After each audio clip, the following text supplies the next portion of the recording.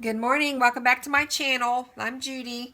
Today I'm making some pumpkin spiced chocolate chip cookies. I'm just kind of in that mood, getting close to Thanksgiving, and it's kind of chilly here in Arkansas today. The high's only going to be like 50, 51 I think, and it's kind of overcast and it's supposed to rain, so it's a great baking day. So I thought I'd make some cookies for Ed for his lunch. Okay, so in here I have 1 stick and 2 tablespoons of unsalted butter, and it's already softened. So we're going to use a mixer today. We're going to mix this up.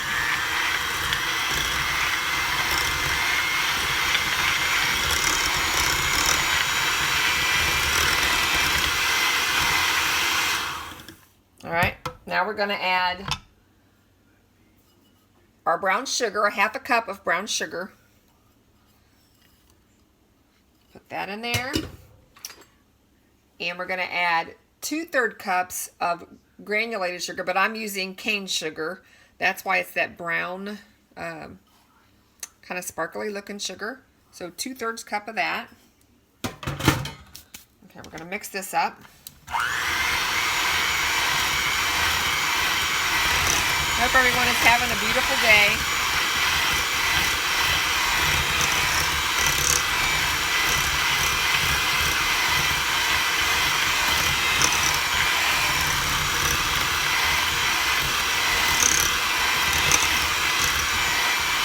That's a little bit.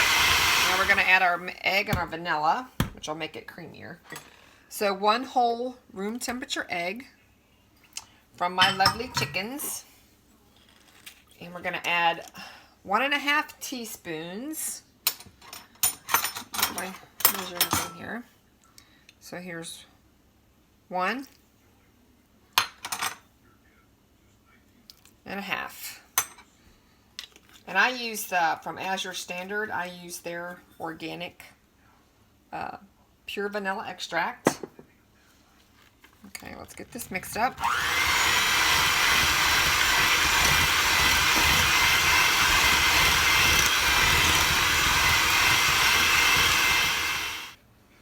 Okay, here's all the dry ingredients. So into this bowl, I have put 1 cup of all-purpose flour. And I found this pumpkin nut flour on Azure, and it's this one right here. It has a different color to it than the all-purpose. And I put 3/4 cups of that flour, so the pumpkin seed flour and all-purpose flour. So 1 cup of that plus 2 tablespoons and 3/4 cups of the pumpkin seed flour. And I put half a teaspoon of baking powder, a pinch of pink salt, Himalayan salt, because I'm using unsalted butter, 1 tablespoon of pumpkin pie spice, which is right here. So you can see that. Let's see, 1/4 teaspoon of cloves, 1/4 teaspoon of nutmeg, and 1/2 teaspoon of cinnamon. So that's going to make our fall spice pumpkin cookie. Okay, I'm going to mix it all up with my whisk, and then we're going to add it to our wet mixture. I've never tried this pumpkin seed flour. It's something new, and you have to keep it in the refrigerator. But I thought I would try it and see how it tastes with the chocolate chip cookie. Okay, here we go. That's good. Now I'm going to bring the wet mixture back over here, and we're just going to add a little bit at a time.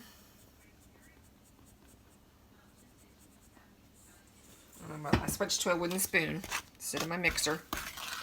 And then we'll add the chocolate chips once I get this all mixed up here. But you can use all-purpose flour if you want to. If you don't have that, because it's something new, I think, at Azure. So you definitely can use just regular all-purpose flour. Okay, let's add some more. I've got my oven preheated on 325.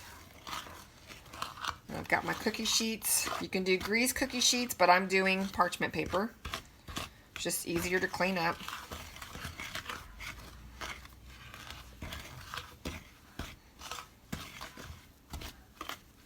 Give you a little bit of a workout. And you can also add nuts to this if you want, pecans, walnuts. Okay. We'll just add the rest to that. Okay. Let's mix it up slowly because I don't want to wear it. Okay, I'm going to continue mixing this, and I'll bring you back and we'll put the chocolate chips in there. Okay, now we're going to add, I'm using mini chocolate chips today, just to see how they do. I'm using, there's 1/2 a cup. Let's do 1/2 and 1/4 of the mini chocolate chips. And those are organic that I got from Azure Standard also. And we're just gonna, because we're gonna roll these into balls. And you can also, the recipe says you can freeze them, so you roll them into balls, place them on a cookie sheet or whatever kind of, you know, pan that you want, and put them in your freezer until they're frozen solid, and then take them out and put them in bags, and you can take them out, you know, take out what you want to bake instead of doing the whole thing. But we'll see how many this makes.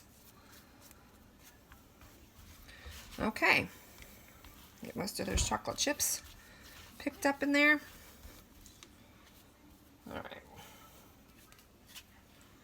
All right, let's get our cookie sheets and start putting them on there. Okay, I'm just using a regular teaspoon of dough, maybe just a little bit more than that, like a full teaspoon of dough, and rolling it into a ball, just like that.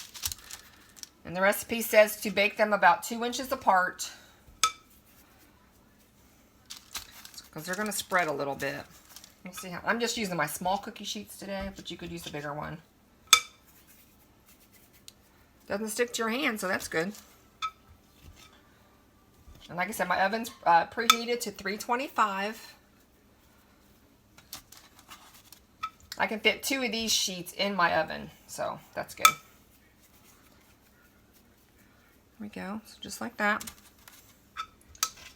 And we'll see how much these spread. Little part here. 2 more on this sheet.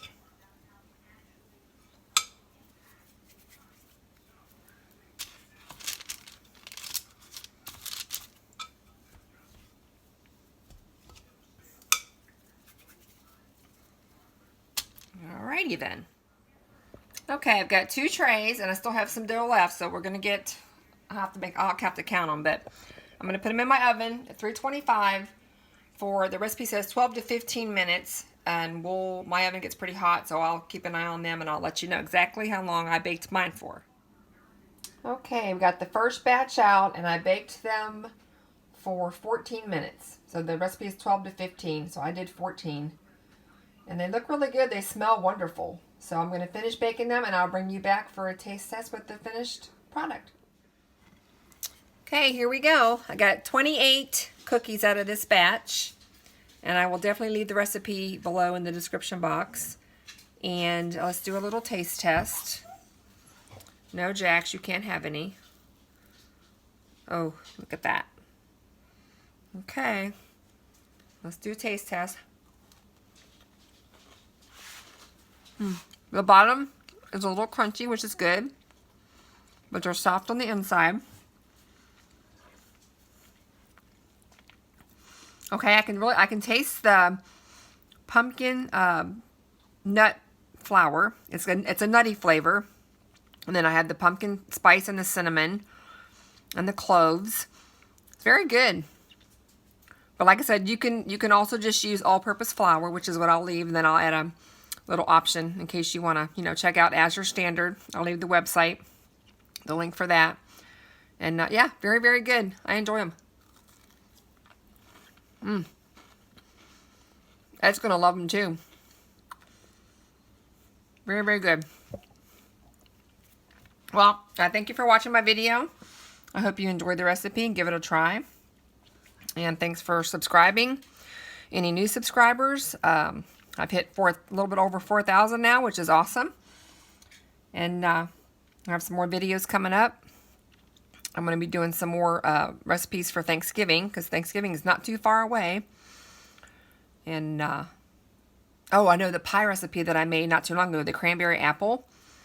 If you want to watch that video, it turned out really delicious. It's a different kind of top crust. There's no bottom crust. But I think I'm going to substitute another fruit for that same recipe and see how that goes. But anyways, oh, and I got a coffee cake recipe coming up. Somebody requested a coffee cake recipe. So I thank you for watching and have a blessed Tuesday, and I will catch you in my next video. Bye.